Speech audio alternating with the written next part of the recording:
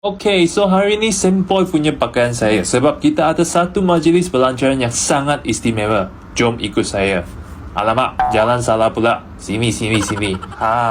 Mercedes S-Class generasi ke-7 dah sampai Malaysia.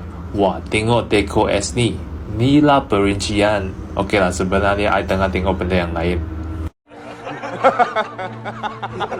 Wah, ramai ni orang. Dan dua kereta dipamerkan di sini adalah atuk-atuk S-Class. W111 dengan signature heck flosser atau dikenali sebagai fintail. Dan W108 ni kira replacement dia lah. Dan ada lagi screen yang tunjuk generasi S-Class yang lepas.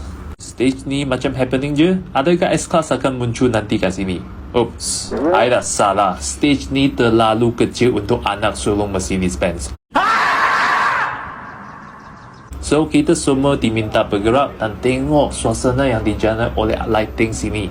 Macam lampu ambient kereta Mercedes dan projektor semua dengan video-video S-Class baru ni.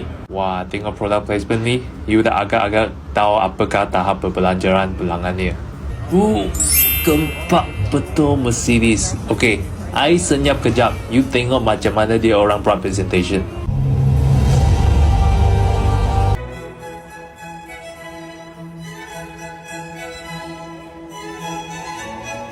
Invention of the automobile, our flagship, the S-Class.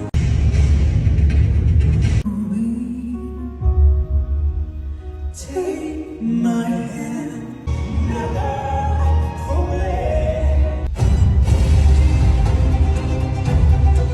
Launch of the all-new S-Class. Persembahan yang sama dengan slogan mereka, The Best or Nothing. Okey, masa untuk tengok kereta. So, model kita yang dapat adalah S580E yang dipasang sebagai CKD kat Pekan Pahang. Dan tak ada varian yang lain. Enginenya 3 litre straight 6 turbo dan dipadankan dengan motor elektrik sebab dia plug-in hybrid. So, total 510 PS. 510 PS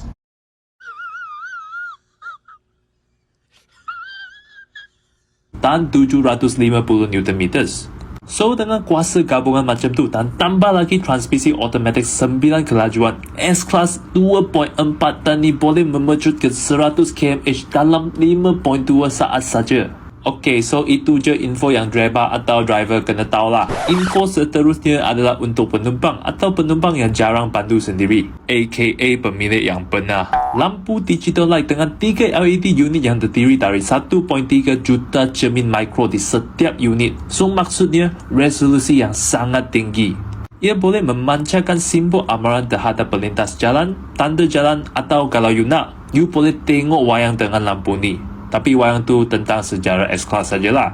Pada bahagian belakang lampu ni ada 3D effect dan ada animasi juga bila you lock kereta.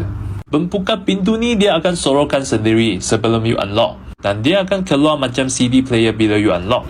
Pintu soft closing memang standard lah. Rim 19 inci, bumbung panoramic, suspensi udara dengan e-active body control. Jom kita masuk dalam. Mercedes kata inspirasi rekaan dalamannya dari bot mewah. So, you dapat upholstery kulit napa, steering pun kulit napa, rim kayu anthracite. Skrin sentuhan 12.8 inci OLED dengan MBUX yang paling terkini. Instrument cluster 3D sebab dia guna kamera untuk jejaki mata pemandu. Head-up display dengan augmented reality dan paling cun mestilah bila you duduk kat belakang. Mereka mengguna 250 LED dalam lampu ambientnya. Maksudnya ada satu LED bulb untuk setiap 1.6 cm. Tengok, seat belt pun ada. So, kedua-dua penumpang belakang ada tablet infotainment yang tersendiri. Atau you sebagai penumpang boleh order driver atau driver you share music ke atau benda lain ke tablet you. So, memang high class punya benda. Tengok, ada pantau lagi. Dan of course, dia mesti ada fungsi buat urutan. Safety pula, beg udara persemuka bagi penumpang belakang. Yang ni teknologi pertama dalam dunia otomotif. Seatbelt pun ada beg udara sendiri. Package ADAS atau pre-safe yang cukup lengkap. Baru saya teringat, berapa harga? Okey, belum umum lagi. Tapi mana ada pembeli kereta ni tanya berapa punya. Mereka bertanya berapa lama, okey? So, thank you. Bye-bye.